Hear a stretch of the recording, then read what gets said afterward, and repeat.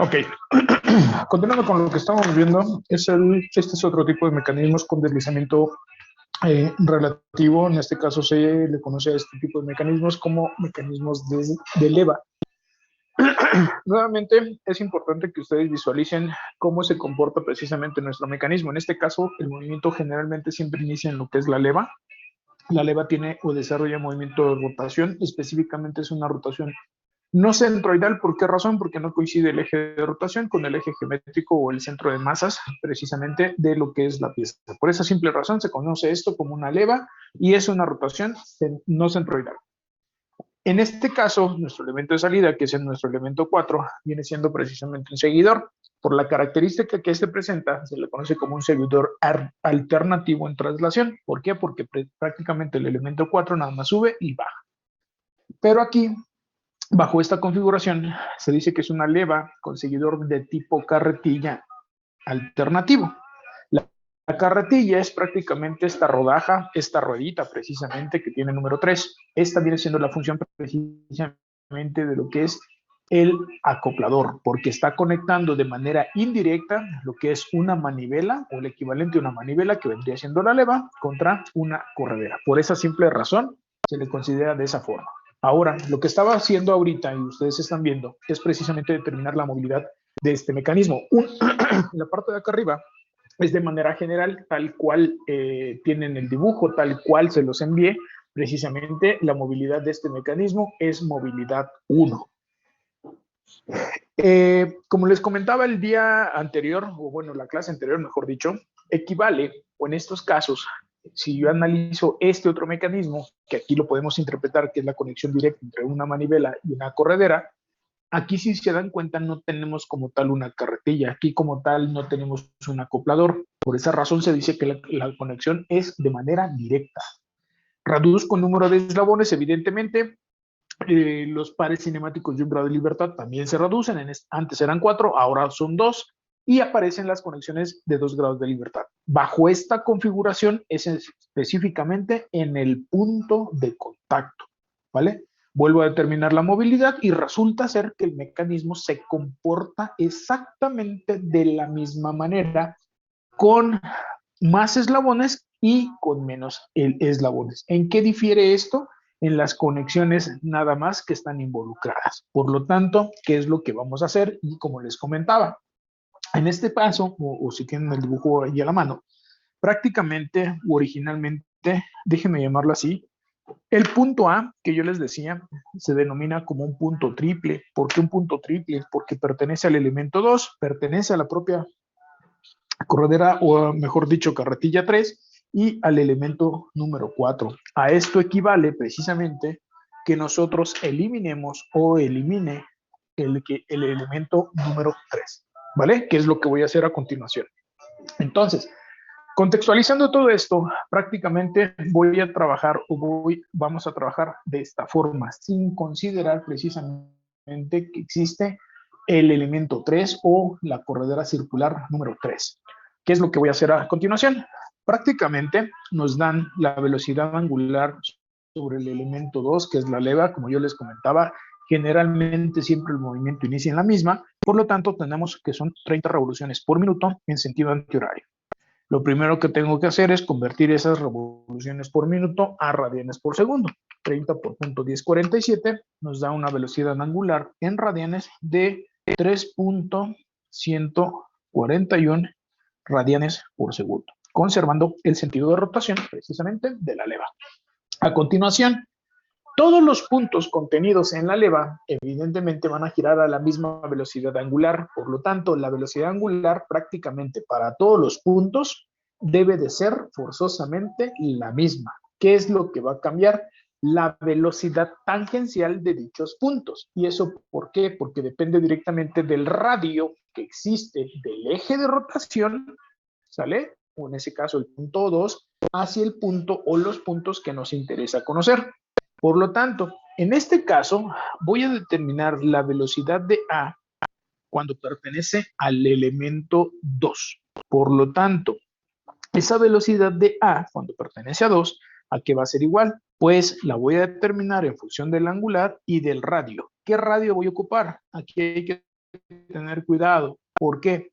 Porque en este caso se hace el siguiente truco o la siguiente maña, como le quieran ustedes llamar. Voy a incrementar o voy a suponer que mi leva creció. Ahorita les explico por qué, denme un segundo.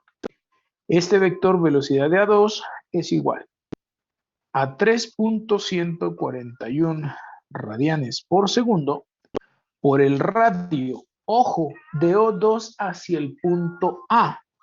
Aquí hay que tener cuidado porque seguramente me van a decir que ese radio es este radio que mide 6 centímetros. Ojo, bajo esta configuración, ¿vale? Es nuestro mecanismo original. Aquí no sé si alcancen a ver, yo tracé una línea. Esta línea prácticamente es paralela a esta que estoy definiendo entre mis dedos. ¿Qué es lo que hice? Al momento de que yo o nosotros retiramos, quitamos lo que es el elemento 3, perdemos el contacto entre el elemento de salida y el elemento precisamente de entrada. Por esa razón o por esa simple razón, tengo que incrementar o aumentar, déjenme llamarle el radio, o suponer que aumento el radio de la leva, ¿sale?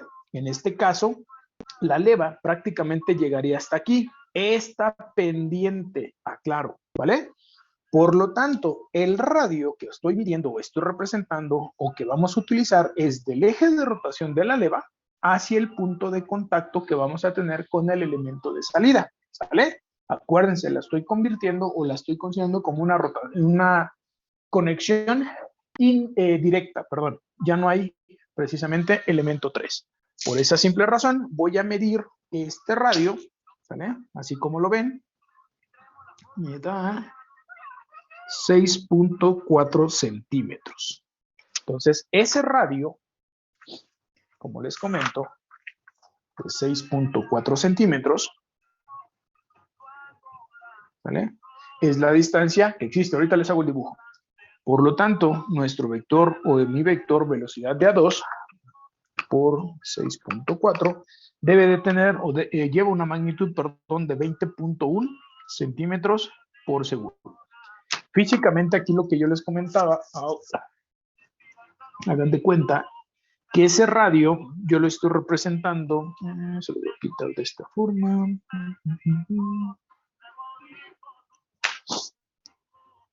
Lo trazo con línea punteada porque evidentemente es una consideración que nosotros hicimos, ¿vale? El elemento 2 está girando en sentido antihorario, este es omega de 2, por lo tanto el vector velocidad de A2 es un vector perpendicular a este radio, que está totalmente vertical, ¿vale? Por la posición que tiene. Entonces, este es el vector velocidad de A2, que pasa a 0 grados o 180 grados, como ustedes lo quieran llamar, ¿vale? Entonces, ya tengo mi primer vector o ya tenemos nuestro primer vector. A continuación, el método me establece o nos establece que debemos de plantear la ecuación sobre el elemento o sobre el punto donde se desarrolla o se lleva a cabo el movimiento plano general. En este caso, donde sucede eso es precisamente en el punto de contacto, ¿vale? Este punto de contacto, y como les comentaba, es donde se desarrolla movimiento plano general. Por lo tanto, mi ecuación puede escribirse de esta forma. Como les comentaba, puedo trabajar nada más con la entrada y la salida, o en su defecto, puedo trabajar con la salida y la entrada. Ojo, el orden de los factores no me debe de alterar precisamente el resultado. En particular, yo les hacía el comentario. Generalmente, en este tipo de problemas, por facilidad, por practicidad, para que nosotros nos imaginemos precisamente cómo se llevan a cabo, cómo se están dando precisamente los movimientos, se recomienda, o yo recomiendo en particular, siempre fijar, en este caso, a lo que es la guía. Aquí no tenemos una guía como tal, pero sí tenemos un elemento de salida. Por esa razón voy a fijar, o supongo precisamente, que el elemento de salida 4 va a estar fijo, según mi configuración o por como yo quiero trabajar mi ecuación, ¿vale? Entonces, ya conozco mi vector resultante, conozco la magnitud, la dirección, en este caso, bueno, se me olvidó ponérselas, pero pues las pongo. Déjenme pintarle, sería a 0 grados, y el sentido que iría totalmente hacia la izquierda. Ahora, del vector velocidad de A4. El vector velocidad de A4 o el punto A4, evidentemente, pertenece a lo que es al elemento 4, que en este caso es un seguidor alternativo.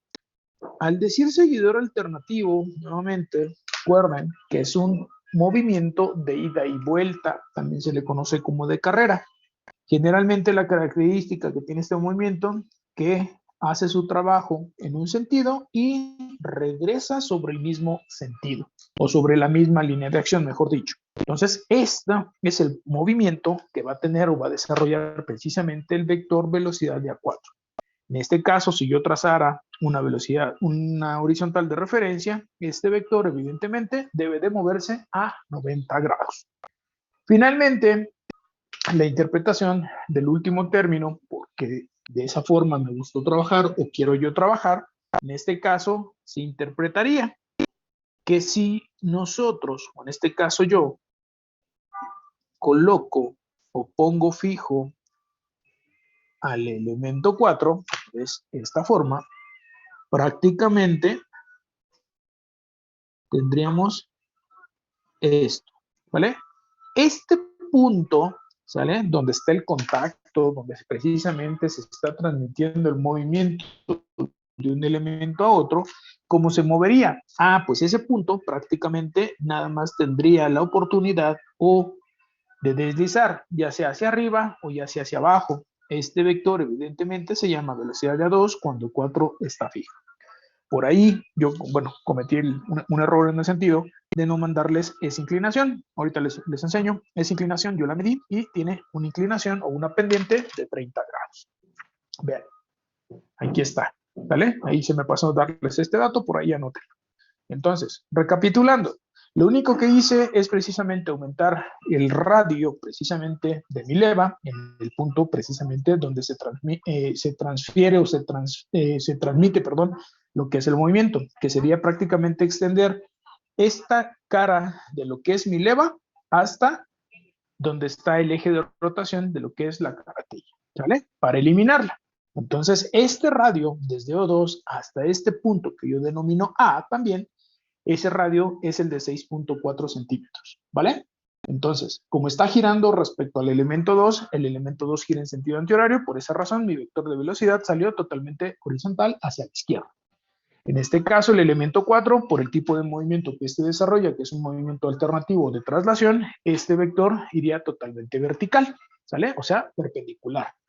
Y el vector de deslizamiento, como les comentaba, si yo fijase el elemento número 4, o si lo consideramos como fijo el elemento 4, pues nada más tendríamos un deslizamiento. Vaya, al decirle deslizamiento es el equivalente que ustedes interpreten que se resbala, se patina el punto. Por esa razón, el vector lo estoy pintando a 30 grados, ¿vale? Entonces, A continuación, lo único que tengo que hacer es precisamente y nuevamente graficar mi ecuación. Ustedes ya saben prácticamente cómo podemos llegar a trabajar.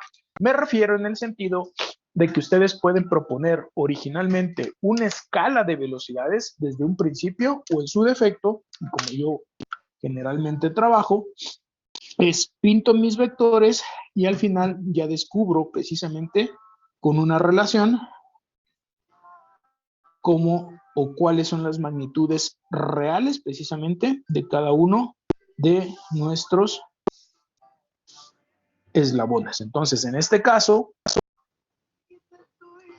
estoy pintando nada más mi horizontal de referencia. Acuérdense, a partir de ese horizontal, ¿sale? Van a empezar a salir todos los vectores que corresponden a nuestro mecanismo.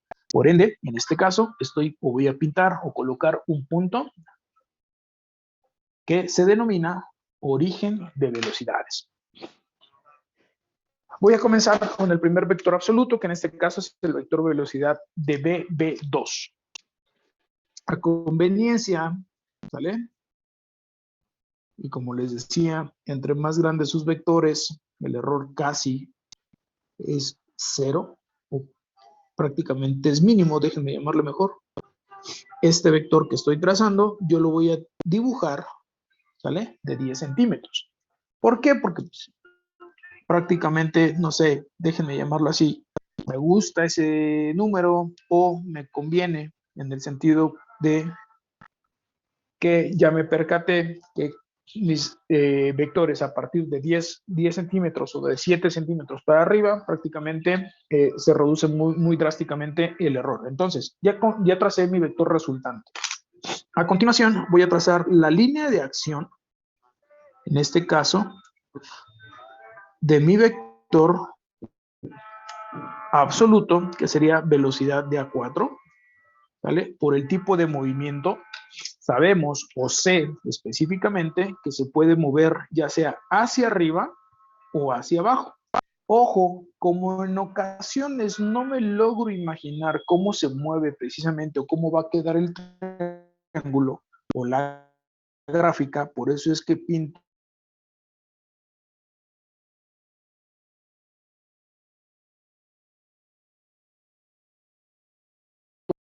mi vector relativo. La regla me establece que en la punta de mi resultante debe ir la punta de mi último término. Coloco mi transportador en la punta de mi resultante, como ustedes ya vieron, es mi vector velocidad de A2. Ahora, el vector relativo, y como les comentaba, debe de pasar a 30 grados. Por lo tanto, punta de resultante, esto es importante, con la punta del último término. Entonces, este vector de color rojo que estoy pintando aquí, como les comentaba, punta con punta, este vector se llama A2 cuando 4 es fijo.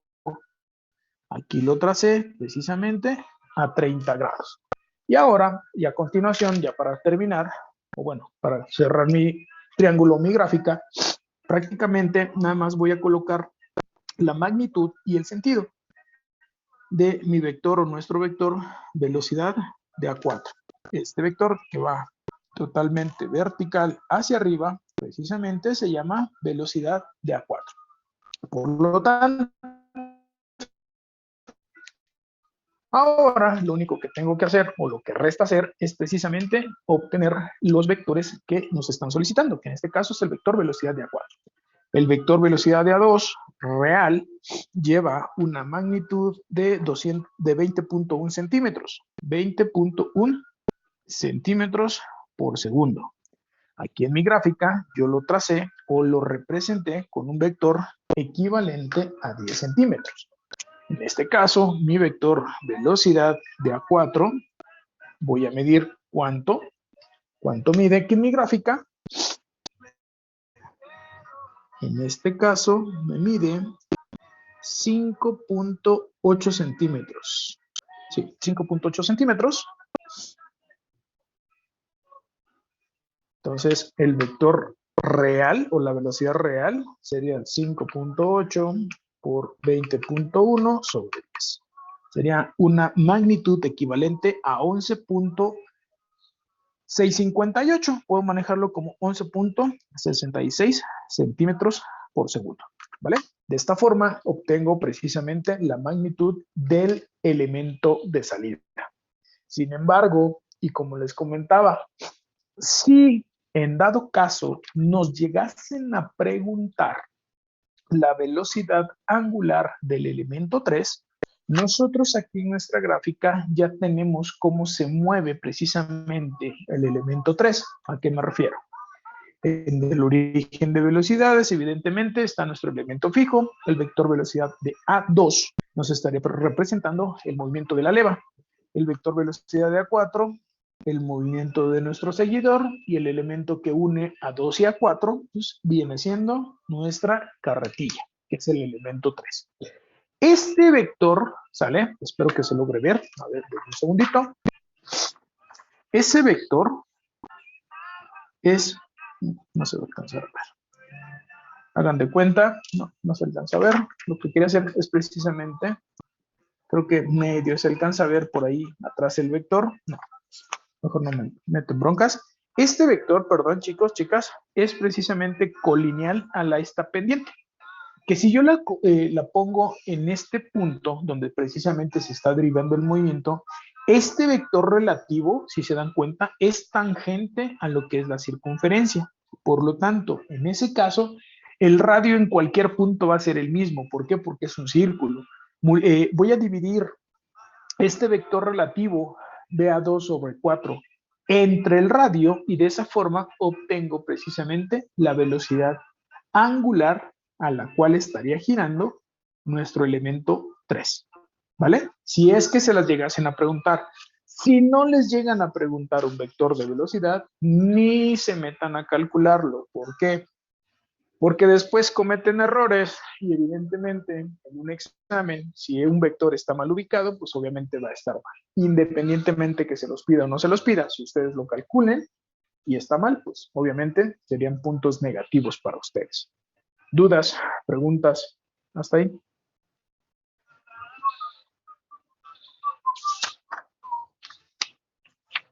No, profe. Ok. Entonces, continuando con esto, vamos a hacer el siguiente problema, que nuevamente es un mecanismo de leva con seguidor, pero aquí, ¿en qué difiere o cuál es la diferencia entre uno y otro? En este caso, puedo decirles que este mecanismo que están viendo precisamente se le conoce como una leva con seguidor oscilatorio. Ojo, específicamente, o traducido, déjenme llamarlo así al español, vendría siendo la conexión de manera directa de una manivela y un balancín. Aquí, si ustedes se dan cuenta, no hay acoplador. Aquí, si ustedes se dan cuenta, no hay un elemento intermedio, déjenme llamarlo así, sino simplemente estamos conectando de manera directa la entrada con la salida. Por lo tanto, voy a comenzar a trabajar.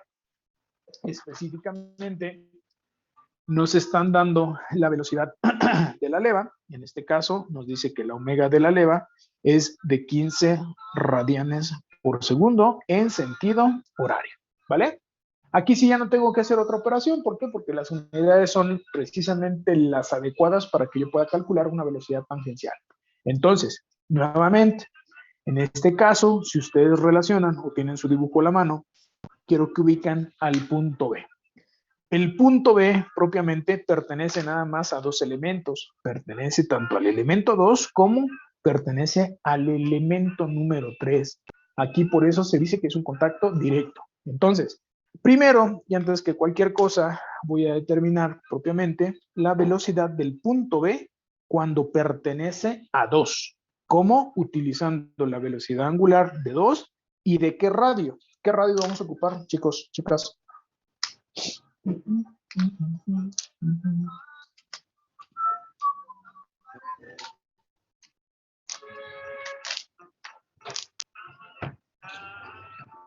¿DO2AB? DO2AB. ¿Por qué DO2AB? Porque O2 es el punto fijo. Es el eje de rotación precisamente de lo que es la leva. Entonces, todo punto, precisamente, todo cuerpo que desarrolle el movimiento de rotación, vamos a obtener una velocidad tangencial a partir del eje de rotación de ese elemento hacia el punto donde se deriva el movimiento a los demás elementos o hacia un punto que nos interese. En este caso, vendrían siendo los 15 radianes por segundo. Este radio nosotros teóricamente no lo tenemos, lo podemos determinar si ustedes lo desean. En este caso, bueno, como ya resolví este problema con sus otros compañeros, lo estoy marcando del punto O2, que es el eje de la leva, hacia el punto de contacto o donde se deriva el movimiento. En este caso, pues nada más voy a medir precisamente este radio. En este caso es un radio de 2.4 centímetros, ¿vale? Entonces, ese radio es de 2.4 centímetros. Ahorita les hago el dibujito. La velocidad de BB2, por lo tanto, 15 por 2.4 nos da una magnitud de 36 centímetros por segundo. Físicamente, ¿qué es lo que hice? Aquí les voy a hacer dos diagramas, no pasa nada. Primero, tenemos lo que es la leva. En este caso, es un volante, pero ese volante, si se dan cuenta, está excéntrico. Ese volante, propiamente dicho, no coincide el eje de rotación con el eje geométrico o el centro de masas, que es el punto A. Por esa razón, nosotros, o en este caso yo, tracé propiamente este radio. ¿Sale? Ojo, este nuevamente es el elemento 2 y nos está indicando que gira en sentido horario, de esta forma, no pasa nada. Voy a aislarlo, en lugar de hacer un volante, lo voy a volver precisamente una manivela, nada más por así que con fines didácticos, no por otra cosa. Entonces, en este caso, por ejemplo, les vuelvo a representar ese radio, que es el punto 2. Por aquí tengo toda la pieza, todo el volante, toda la barra o toda la manivela, como quieran llamar ustedes, gira en sentido horario. Por lo tanto, voy a generar un vector perpendicular a ese radio que tracé o trazamos, ¿sale? Hacia arriba. ¿Por qué hacia arriba? Porque es el sentido propiamente que lleva la manivela 2. Este vectorcito también lo podemos representar aquí, es el mismo, no pasa nada, nada más les digo, lo estoy aislando para que quede un poquito mejor entendido. Pero aquí, si ustedes observan, necesito, o yo les comentaba, que es necesario que nosotros encontremos el ángulo o la dirección del vector. Pero aquí, si ustedes observan, este ángulo o esta dirección la debo de obtener como 90 menos teta 2. Ese teta 2 es este ángulo. Nuevamente, ese ángulo lo podemos calcular o en su defecto lo podemos medir. Denme un segundito. Ese ángulo del eslabón propiamente es un ángulo de 39 grados. ¿Sale? Eso lo medió directamente de mi dibujo. Por lo tanto, aquí se lo voy a pintar. Teta 2 es igual a 39 grados. Por lo tanto, 90 menos 39, si no me falla, debe ser 51. 90 menos 39, efectivamente, serían 51 grados, a los cuales debe de pasar mi vector velocidad de BB2. ¿Sale? A continuación, tengo que plantear mi ecuación sobre el punto donde se lleva a cabo o se desarrolla movimiento plano general. En este caso, es en el punto B. Nuevamente, puedo decir que la velocidad de BB2 es igual a la... Ay, güey, perdón, aquí ya me estoy regando. La velocidad, de BB3, ¿sale? Más, bueno, mejor déjenme tachar esto para no revolverlos. La velocidad de BB2, perdónenme, es igual a la velocidad de BB3 más la relativa de BB2 cuando 3 es fijo. Esa es una alternativa.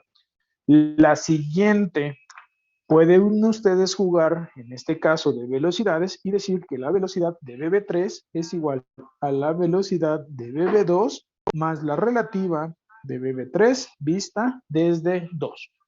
Nuevamente, En velocidades, ahorita lo que estamos viendo, pueden trabajar ya sea con la primera o con la segunda. Para que vean que es indistinto, voy a trabajar con esta segunda ecuación que yo estoy proponiendo.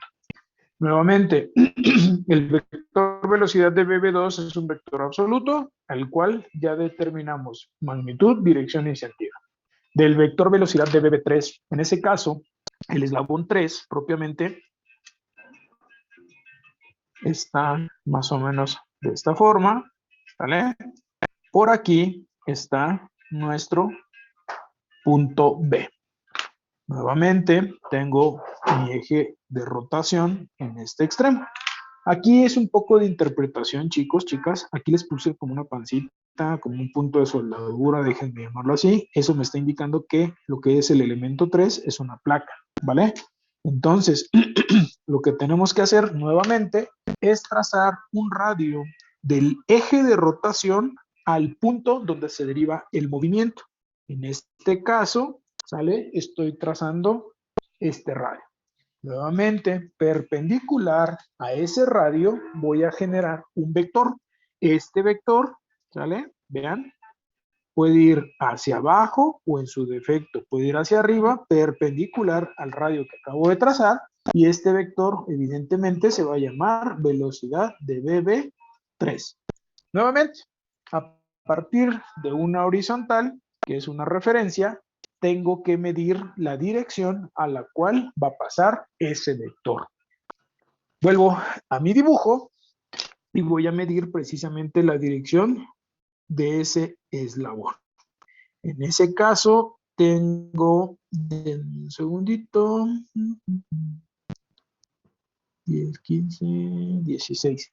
Tengo este teta 3, déjenme llamarlo así, este ángulo, teta 3 equivalente a 16 grados. Por lo tanto, este ángulo o esta dirección que me interesa o realmente nos va a ser útil va a ser 90 menos teta 3. Por lo tanto, 90 menos teta 3 o 90 menos 16 serían 74 grados si no me falla la suma, sí. Entonces aquí tengo un ángulo de 74 grados, ¿vale? Acuérdense, pueden o son iguales precisamente por ser opuestos por el vértice. Finalmente, como yo les comentaba, en este caso, la interpretación de mi último término es físicamente, se lo voy a dibujar acá arriba, es para mí, así se los voy a poner, 2 es fijo, esta es la leva, ¿sale? Por lo tanto, nuestro elemento 3, que sería algo muy parecido a esto,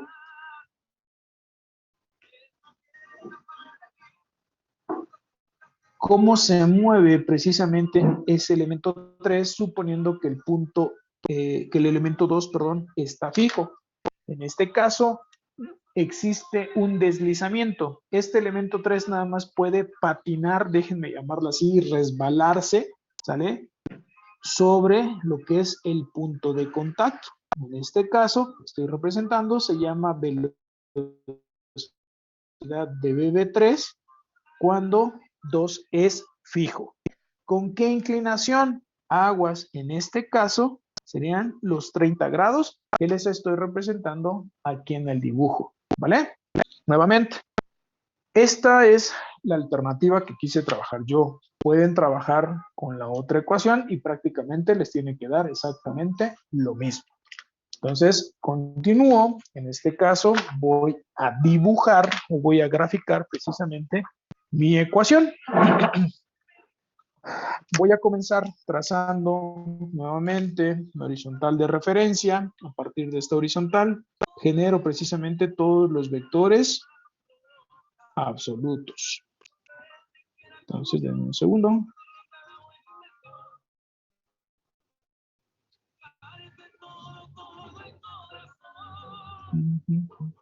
Creo que ahí está.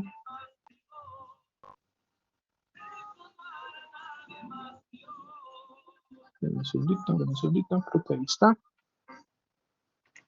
Entonces, aquí vuelvo a trazar, como les comentaba, mi horizontal, ¿sale? y ubico propiamente un punto. Este punto, ¿sale? Se llama origen de velocidades. Lo voy a pintar acá abajo. Ahí está. A partir del origen de velocidades deben de salir todos mis vectores absolutos o nuestros vectores absolutos. Voy a comenzar trazando nuestro vector velocidad de BB2, ¿sale? Este vector velocidad de BB2, si recuerdan, pasa a 51 grados.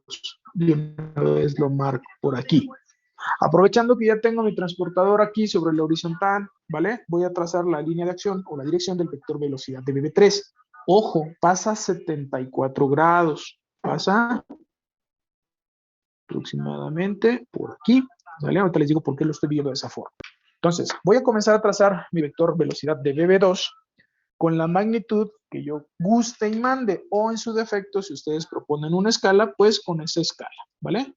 Entonces aquí, nada más como referencia, voy a dibujar mi vector velocidad de BB2 con un vector equivalente a 11 centímetros. Entonces, este vector que estoy trazando a 51 grados, que se llama velocidad de BB2, ¿vale? A continuación, trazo o debo de trazar mi vector velocidad de BB3, pero si se recuerdan, ese vector de BB3 no conocemos propiamente cómo se mueve, por lo tanto, nada más voy a trazar la línea de acción. Ese vector puede pasar o debe de pasar sobre esta línea, ¿sale? Esta es la línea de acción. Aquí tengo 74, que son los mismos que acá. ¿Por qué? Porque son ángulos opuestos por el vértice. La regla nos establece que en la punta de mi resultante va la punta del último término. Mi resultante no la conozco, que es BB3. Por lo tanto, voy a utilizar el vector velocidad de BB2, ¿vale? Ahí, nada más voy a trazar un vector de, déjenme, 30 grados, ¿sale? ¿Por qué? Porque a 30 grados propiamente pasa el vector relativo. Entonces aquí, nada más como referencia,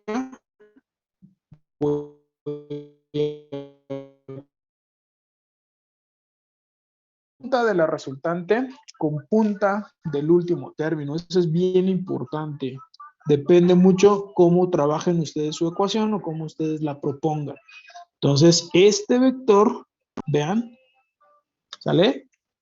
Que yo tracé o trazamos a 30 grados, se debe de llamar y se llama velocidad de B3 cuando 2 es fija. Por lo tanto, la punta debe de tocar a nuestra resultante, que en ese caso nuestra resultante propiamente es el vector velocidad de BB3. En este caso voy a colocar el sentido, ¿sale?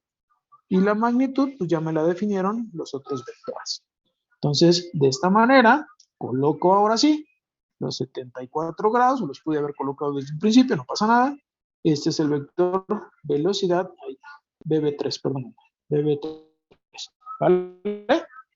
A continuación, lo único que tengo que hacer es precisamente obtener los valores reales. Comienzo prácticamente